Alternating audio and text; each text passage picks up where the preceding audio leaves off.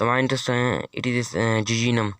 Jejunum is second portion of small intestine. Jejunum small intestine का second portion है, यानी कि पहले जो स्मॉल इंटेस्टाइन इस तरह करके होती है, पहला पोर्शन डिड्यूनम कहलाएगा, दूसरा पोर्शन जिजिनम कहलाएगा, तो इस तीसरा पोर्शन इलियम कहलाएगा। ठीक है, डिड्यूनम, जिजोनियम और इलियम, ठीक हो गया। तीसरा पोर्शन इलियम कहलाएगा, ILIUM। ठीक है,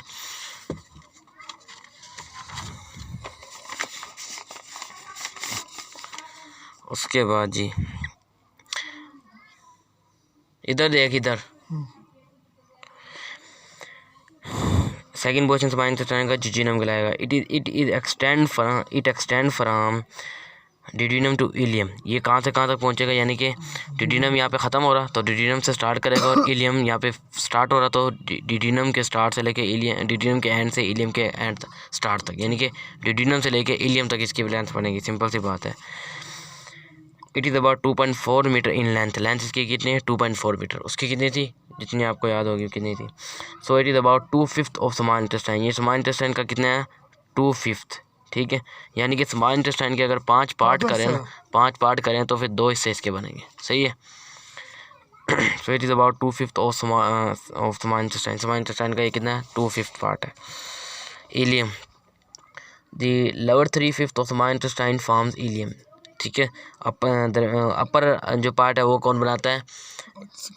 अपर पार्ट बनाता है डिड्यूनम, दरमियान वाला मिडल वाला जिजिनम, और जो लोअर है ना, लोअर वो इलियम है। और लोअर 3/5 ये कितना है? वो जिजिनम 2/5 था, ये 3/5 है। ठीक है, स्मॉल इंटेस्टाइन का क्या है? इलियम है। वैसे इतना ज़्यादा इसके डिटेल में जानना, इतना याद रखना कि 2/5 जिजिनम है और 3/5 क्या है? इलियम है। उसके बाद ही अब intestinal juice. The digestion of food is completed in jejunum and ileum. ठीक है, फूड की जो डाइजेशन है ना वो कंप्लीट कहाँ होगी? तो ये MCQ के तौर पे याद रखना है कि डाइजेशन जो कंप्लीट हो रही है ना जिजिनम एंड इलियम में होगी, उससे आगे जाके कहीं भी डाइजेशन नहीं होनी। ठीक है, ला इंटेस्टाइन के अंदर डाइजेशन नहीं हो करती फूड की। The wall of jejunum and ileum secretes intestinal juice. अब ये दोनों को इकट्ठा बता रहा, डिजिनम को अलग बताया था ना उसने, यहाँ पे दोनों को इकट्ठा बता रहा है कि जिजिनम और इलियम की जो दीवारें हैं वो सेक्रेट खारिज करते हैं इंटेस्टाइनल जूस। ठीक है, यहाँ पे कौन सा खारिज कर रहा है? Intestinal juice. The intestinal juice has many enzyme. इसके अंदर काफ़ी सारे इंजाइम होते हैं फॉर डाइजेशन के लिए। These enzyme acts on food. ये इंजाइम फूड के ऊपर अमल करते हैं एंड फॉर्म फाइनल प्रोडक्ट, और फाइनल प्रोडक्ट बनाएंगे। ये कौन कौन से इंजाइम हैं? Aminopeptidase, it acts on polypeptides and changes them into dipeptide. अब आपने पीछे पढ़ा था कि जो हमारे पास पेप्सिन था हमारे पास कहाँ पे? इसके अंदर पेप्सिन अमाइलेज और टाइलिन। हाँ, स्टोमक के अंदर पेप्सिन था। ठीक है, और दूसरा हमारे पास कौन सा था? ये ट्रिप्सिन। ठीक है, ट्रिप्सिन था किसमें? डिड्यूनम के अंदर। ठीक है, पैनक्रियाटिक जूस के अंदर। ये दोनों क्या करते थे? प्रोटीन को कन्वर्ट कर देते थे पॉलीपेप्टाइड के अंदर। ठीक है, यही करते थे ना, ये पेप्टोन के अंदर, ये पॉलीपेप्टाइड में। अब जो यहाँ पे अमाइनोपेप्टाइडेज है ना, अमाइनोपेप्टाइडेज, ये पॉलीपेप्टाइड को भी चेंज कर देगा किसके अंदर? अमाइनो एसिड, डाइपेप्टाइड में, सॉरी, डाइपेप्टाइड के अंदर। ठीक है, डाइपेप्टाइड को पता है ना, 2 पेप्टाइड का मतलब है इसके अंदर 2 अमाइनो एसिड है। ठीक है, और 1 पेप्टाइड बॉन्ड है। ये दूसरे चैप्टर में पढ़ा होगा। It act on polypeptide and changes them into dipeptide में। ठीक है, यानी कि ये पॉलीपेप्टाइड को भी तोड़ के फाइनल प्रोडक्ट डाइपेप्टाइड बना देगा। उसके बाद erepsin act on dipeptide and changes them into amino acid. ठीक है, इरिप्सिन क्या करेगा? ये डाइपेप्टाइड के ऊपर अमल करेगा यहाँ पे। ठीक है, और डाइपेप्टाइड को भी किसमें? अमाइनो एसिड के अंदर कन्वर्ट कर देगा। ठीक है, यानी कि अमाइनो एसिड। तो प्रोटीन का जो फाइनल प्रोटीन बनी किसकी होती है? मेन प्रोडक्ट को, मेन बुनियादी पार्ट क्या होता है? प्रोटीन का अमाइनो एसिड होती है। तो प्रोटीन को मेनली किस में तोड़ा जाना चाहिए? अमाइनो एसिड के अंदर। तो पहले पॉलीपेप्टाइड में टूटी, फिर वो डाइपेप्टाइड में, डाइपेप्टाइड से फिर जाके अमाइनो एसिड के अंदर। ठीक है, अमाइनो एसिड, क्योंकि मेन बेसिक पार्ट कौन सा है प्रोटीन का? अमाइनो एसिड है ना, ये पता है ना।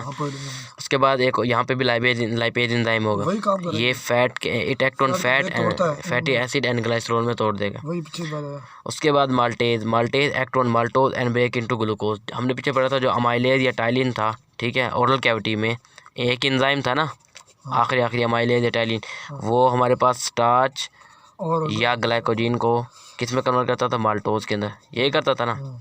अब यहाँ पे जो ये माल्टेज है ना, वो माल्टोज को कन्वर्ट कर देगा किसके अंदर? जाके ग्लूकोज के अंदर। ठीक है, ग्लूकोज के अंदर कार्बोहाइड्रेट का ये मोनोसेकेराइड होता है, मेन पार्ट मेनली ग्लूकोज होता है, सही है। ठीक हो गया। तो माल्टोज को किस में कन्वर्ट कर दिया, ग्लूकोज के अंदर। अब ग्लूकोज हमारी बॉडी में आराम से एब्जॉर्ब हो सकता है, ठीक है, हमारे बॉडी के सेल ग्लूकोज को ले सकते हैं आराम से। लैक्टेज एक्ट ऑन लैक्टोज के पर and break it into glucose and galactose पे, ठीक है। ये कार्बोहाइड्रेट है, आपने पढ़े इन सिलेबस में, तो इनको आसान रटा मार लो एक तरह से कि वो माल्टेज से याद रखना है। एज जहाँ पे आएगा ना, ASE एज, वो उसको कहते हैं इंजाइम। जैसे कि लाइपेज में एज आ रहा है ASE, तो वो इंजाइम होगा। तो ये सारे इंजाइम है ना, जबकि ये कार्बोहाइड्रेट है, ये माल्टोज है। तो माल्टोज पे क्या एक्ट करेगा, माल्टेज एक्ट करेगा, ठीक है। एंजाइम, ये आप एंजाइम बता रहे हैं ना सारे, तो इसको मिक्स नहीं करा कि माल्टोज को यहाँ लिख दो, माल्टेज को यहाँ नहीं लिखना। एज से याद रखना है कि यहाँ पे एंजाइम लिखना है। माल्टेज माल्टोज पे अमल करेगा, लैक्टेज लैक्टोज पे अमल करेगा, and break it into glucose and lactose. Lactose क्योंकि जो हमारे पास बस सिंपल से अभी याद रखो इसको, ज़्यादा डिटेल वो कार्बोहाइड्रेट वाले चैप्टर में ग्लूकोज एंड लैक्टोज में तोड़ देगा। Many human lake lactose for the digestion of lactose in milk. कुछ ह्यूमन होते हैं जिनके अंदर क्या कहते हैं, बहुत सारे ह्यूमन होते हैं जिनके अंदर कमी होती है, लेक कहते हैं कमी होना। किसकी, lactose. Many human lake lactose for the, यहाँ लैक्टेज आना है, ये इन्होंने गलती की है, लैक्टेज ए आएगा, ठीक है, उसका नाम आएगा, एंजाइम का नाम। वो कह रहा है कुछ बहुत सारे ह्यूमन होते हैं जिनके अंदर लैक्टेज एंजाइम की कमी होती है, जिसकी वजह से लैक्टोज की डाइजेशन नहीं हो पाती, सो दे डिवेलप इंटेस्टाइनल डायरिया। तो उनके अंदर कौन सी बीमारी हो जाएगी, इंटेस्टाइनल डायरिया। मतलब इंटेस्टाइन यानी कि छोटी आंत के अंदर डायरिया कहते हैं, बीमारी है एक तरह से, ठीक है, वो आगे जाके बीमारी पड़ेंगे, इंटेस्टाइनल डायरिया हो जाएगा।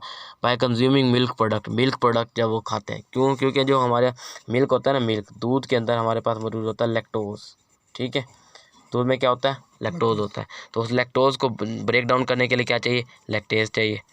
अगर लैक्टेज नहीं होगा, ऊपर से हमने दूध पी लिया, दूध में लैक्टोज होगा, लैक्टोज को डाइजेशन नहीं कर पाएगा बॉडी, तो बॉडी डाइजेशन नहीं कर पाएगी, तो वो हमारे जो खाने वाली जगह से फिर निकलना शुरू कर देगा ज़्यादा, तो उसको डायरिया कहते हैं।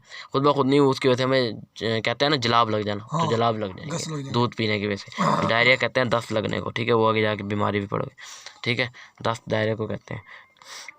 उसके बाद जी एब्जॉर्प्शन ऑफ, ये तो सामने पढ़ा कि डायरेक्शन होगी, अब यहाँ पे डायरेक्शन आके इंटेस्टाइन में डायरेक्शन क्या होगी, कंप्लीट हो चुकी है, ठीक है। अब्जॉर्ब करिए फूड। अब अगर सवाल आ जाता है कि डायजेशन इन स्मॉल इंटेस्टाइन, सिर्फ डायजेशन, तो यहाँ से डायजेशन स्मॉल इंटेस्टाइन में स्टार्ट हो रही है और डायजेशन यहाँ पे आके ख़त्म हो रही है।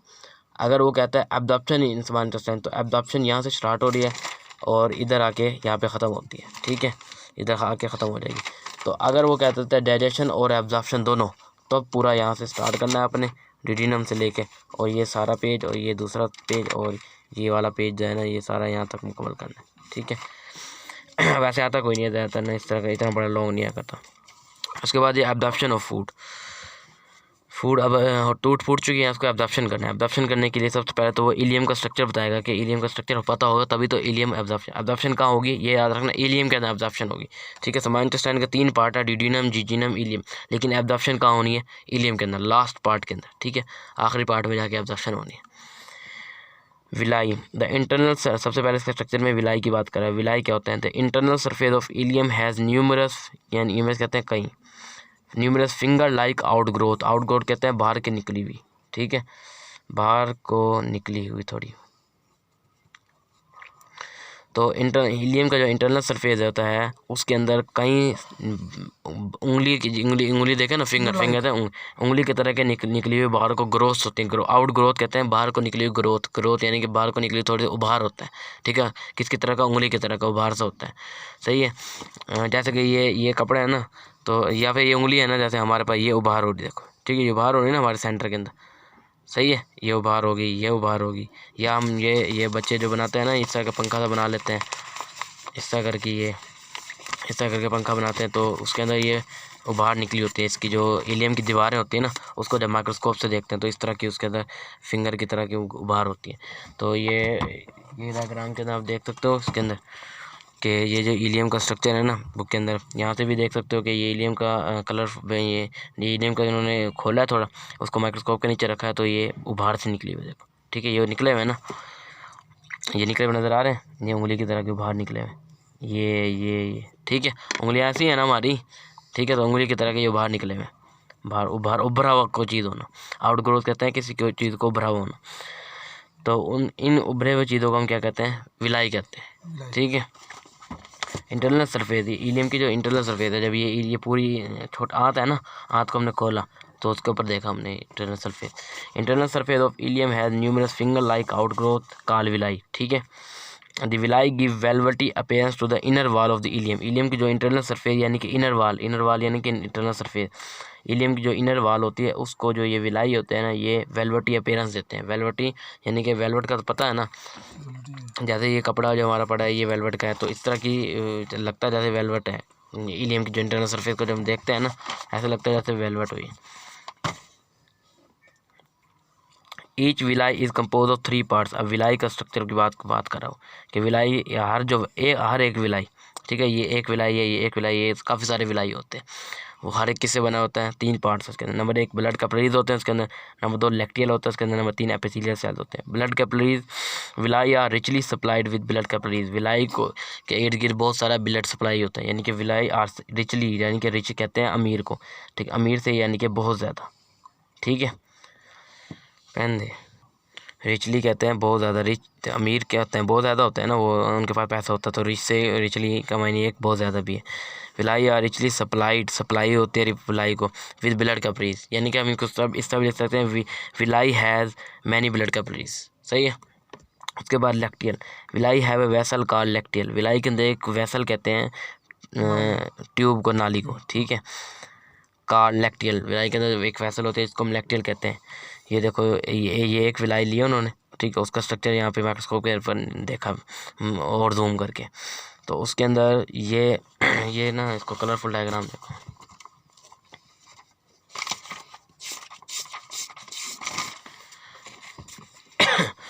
तो ये विलाई है हमारे पास, ये इंटरनल सरफेस है इसकी, ठीक है, ये बाहर सरफेस है, ये अंदर सरफेस है, पता चल रही है ना, ये अंदरूनी सरफेस के ऊपर यहाँ पे ये विलाई मौजूद है। सही है। इस विलाई को उन्होंने इस छोटे से टुकड़े को उसको जूम किया, वहाँ पे यहाँ पे कर जूम करके दिखा दिया उन्होंने कि उसके अंदर ये देखो ब्लड का प्रीज मौजूद है बहुत ज़्यादा यहाँ पे साइडों पे। सही है। और इसके अंदर एक वैसल मौजूद है जिसको लैक्टियल कहते हैं। सही है। ये जो नीले पीले रंग की जा रही है ना वैसल, इसको लैक्टियल कहते हैं। हर विलाई के अंदर ये मौजूद है इस तरह की lacteal. Villi has vessel called lacteal. The lacteal is a part of lymphatic system.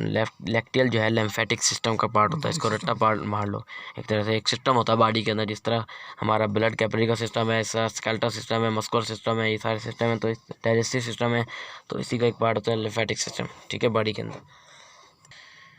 ठीक है। उसके बाद ये एपिथेलियल सेल्स होते हैं इसके अंदर, विलाई के अंदर। Villi are covered with covering of epithelial cells. Villi जो है ना कवर हुए होते हैं किसके जैसे, कवरिंग ऑफ एपिथेलियल सेल्स के जैसे। ये देखो ये विलाई है ना, तो ये साइड पे ये काफ़ी सारे ये जो छोटे छोटे बने हुए नज़र आ रहे हैं ना, ठीक है, ये क्या है जी, एपिथेलियल सेल्स है। यानी कि इस तरह करें ना, देखो अगर हम डायग्राम बनाना तो ये सेम अगर डायग्राम पेपर में आती है ना, तो सिर्फ ये आपने ये वाली पार्ट बनाना है, ठीक है, और ये पार्ट थोड़ा सा बना देना, इसके अंदर सेल वगैरह देखो, मेनली ये पार्ट बना देना बस, कि भाई ये हमारे पास विलाई है, ठीक है, विलाई के अंदर ये हमारे पास क्या जा रहा है, लैक्टियल जा रहा है, ठीक है, जा रहा है ना, लैक्टियल के इर्द गिर्द ये इस तरह करके ब्लड कैपिलरीज बना सकते हो आप। सही है। और विलाई के इर्द गिर्द ये छोटे छोटे एपिथेलियल सेल मौजूद है। सही है। ये बस बन गया डायग्राम। ये एपिथेलियल सेल हो गए, एपिथेलियल सेल्स हो गए, दरमियान में जो काली सी जा रही है लैक्टियल हो गया, और ये ब्लड कैपिलरीज हो गया। 3 पार्ट ये विलाई के बना दिए, विलाई का स्ट्रक्चर बना दिया, बस काफ़ी होता है इतना। उसके बाद villi are covered with covering of epithelial cell. Villi जो है ना एपिथेलियल सेल्स की कवरिंग से ही छोटे छोटे बने हुए। The epithelial cells of villi are constantly shed into intestine. जो एपिथेलियल सेल होते हैं विलाई के, वो कॉन्स्टेंटली, यानी कि कॉन्स्टेंटली कहते हैं मुसलसल, ठीक है, कॉन्स्टेंटली कहते हैं मुसलसल को। जो ये epithelial cells of villi are constantly shed कहते हैं बहना, बहना, किसी चीज़ का बहना, फ्लो करना, ठीक है, इनटू इंटेस्टाइन के अंदर। जो हमारे पास एपिथेलियल सेल्स है ना विलाई के, वो ना कांस्टेंट मुसलसल बह रहे होते हैं इंटेस्टाइन के अंदर, यानी कि जब इनके ऊपर खुराक गुजरती है ना, तो ये टूटते रहते हैं, ठीक है, और बहते रहते हैं, साथ में हमारे खुराक के साथ ही जाते रहते हैं। सही है, समझ आई ये बात। छोटे छोटे सेल्स होते हैं बिल्कुल, ये छोटे छोटे से, ठीक है, तो हमारी बॉडी के ऊपर से ये इंटेस्टाइन के ऊपर से उतरते रहते हैं, और नीचे से नए वाले निकलते रहते हैं, और ये उतरते रहते हैं। सही है। There is rapid cell division in crypts, these cell replace these epithelial cell. वो कह रहा है कि रैपिड यानी कि बहुत तेज़ से सेल डिवीजन, सेल डिवीजन होती है। सेल डिवीजन वो प्रोसेस होता है जिसके वजह से नए सेल बनते हैं। अच्छा, क्रिप्स एक समान इंटेस्टाइन का एक पार्ट है, ठीक है, पार्ट्स होते हैं। अब ये क्या होता है हमें खुद नहीं पता। क्रिप्स समान इंटेस्टाइन के पार्ट होते हैं, उन क्रिप्स के अंदर सेल डिवीजन होते रहते हैं, ठीक है। उन सेल डिवीजन से जो नए वाले सेल, पुराने सेल जा रहे होते हैं ना, तो नए सेल डिवीजन की वजह से पुरानों की जगह ले लेते हैं आगे, ठीक है। यानी कि हम जैसे कि कोई चीज़ फ़र्श होते हैं, फ़र्श पे से मिट्टी बहा के ले जाते हैं। जैसे हमारा खाना आता है ना, तो हमारा खाना भी इन सेल को साथ में बहा के ले जाता है, समान इंटेस्टाइन के सेल्स को। अब इन सेल का फंक्शन आपकी किताब में दिया हुआ नहीं है कि क्यों होते हैं, तो ज़रूरत नहीं। उसके बाद ये मैक्रोविलाई। Electron microscope shows that the epithelial cells of villi have numerous closely packed cylindrical processes called microvilli. वो कह रहा है electron microscope shows that, electron microscope के ज़रिए जब हम देखा कि एपिथेलियल सेल्स, विलाई के एपिथेलियल सेल को हमने माइक्रोस्कोप देखा कि उससे हमें बताया कि विलाई का जो एपिथेलियल सेल है उसके ऊपर न्यूमरस यानी कि कई क्लोजली पैक्ड सिलेंड्रिकल प्रोसेसेस हैं। यानी कि जब हमने उसको देखा ना, क्या कहते हैं, माइक्रोविलाई को, ठीक है, ये हमारे पास जो एपिथेलियल, इसको हमने जब मज़ीद इसको इस पार्ट देखो, पहले हमने इंटेस्टाइन को देखा था यहाँ से छोटा सा पीस हम इंटेस्टाइन का लिया था हमने और उसको माइक्रोस्कोप के नीचे देखा, ठीक है। अब ये जो छोटा सा पार्ट है ना, यहाँ से छोटा सा पार्ट लिया, उसको मज़ीद इलेक्ट्रॉन माइक्रोस्कोप के नीचे देखा, ठीक है, EM यानी कि इलेक्ट्रॉन माइक्रोस्कोप के नीचे देखा। तब हमें पता चला कि जो एपिथेलियल सेल्स हैं यहाँ पे इलेक्ट्रॉन माइक्रोस्कोप के, उसमें सिलेंडर कहते हैं, इस तरह का ये सिलेंडर है एक तरह से, ठीक है। सिलेंडर ऐसे ही होता है ना, इसके सिलेंडर की शेप यही होती है, ठीक है, लंबे लंबे ऐसे कॉलम की तरह ये सिलेंडर होता है ना। तो जब हमने इसको मज़ीद माइक्रोस्कोप के नीचे देखा तो हमें पता था कि जो एपिथेलियल सेल्स है ना, इन एपिथेलियल सेल के ऊपर मज़ीद सिलेंड्रिकल प्रोसेस निकले हुए, ये जो छोटे छोटे निकले हुए ना, ये ब्रश की तरह के निकला हुआ, इस तरह ब्रश के दाने होते हैं। तो इनकी ब्रश के दानों की शेप भी सिलेंडर की तरह की होती है एक तरह से। जब हम उसको माइक्रोस्कोप के नीचे रखेंगे तो इतना मोटा नज़र आएगा, हमें ऐसा लगेगा कोई सिलेंडर है। तो हमने देखा कि मज़ीद जो विलाई एपिथेलियल सेल्स है ना, उनके ऊपर मज़ीद ब्रश की तरह के प्रोसेस कहते हैं कोई भी निकला हुआ बाहर से निकली हुई, जैसे ब्रश के दाने होते हैं निकले हुए, ठीक है, तो उसको प्रोसेस भी कहते हैं। तो हमने देखा कि जो माइक्रो एपिथेलियल सेल हैं उनके ऊपर मज़ीद ब्रश की तरह की स्ट्रक्चर मौजूद है, ठीक है, जिनको हमने क्या नाम दे दिया, माइक्रोविलाई का, सही है।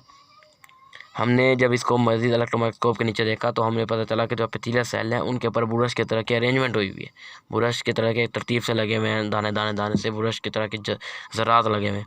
तो हम किसका नाम दे दिया, माइक्रोविलाई का नाम दे दिया।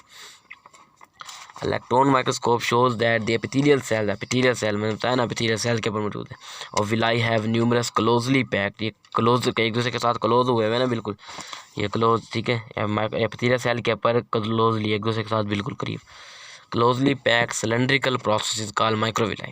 The total area for the absorption is increased due to villi and macrovilli. अब villi और microvilli दोनों की वजह से जो absorption का जो एरिया है इसको एब्जॉर्ब करने का, वो इंक्रीज़ हो जाता है।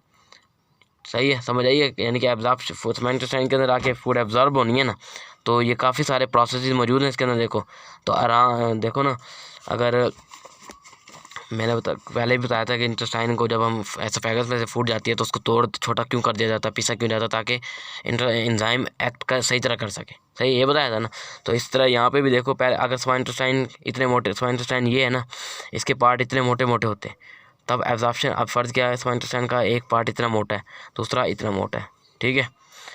अब एब्जॉर्प्शन के लिए यहाँ पे ये जगह है, ये जगह यहाँ से एब्जॉर्ब हो सकता है, यहाँ से एब्जॉर्ब हो सकता है, यहाँ से एब्जॉर्ब हो सकता है, यहाँ से। लेकिन जब इसको छोटे छोटे पार्ट में मज़ीद डिवाइड कर दिया जाएगा, ठीक है, ये पार्ट, अब एब्जॉर्प्शन यहाँ से भी हो सकती है, यहाँ से भी हो सकती है, यहाँ से भी हो सकती है, यहाँ से भी हो सकती है, यहाँ से, यानी कि एब्जॉर्प्शन का जो एरिया है ना एब्जॉर्प्शन करने के लिए, वो एरिया क्या हो चुका है, तो मज़ीद बढ़ चुका है।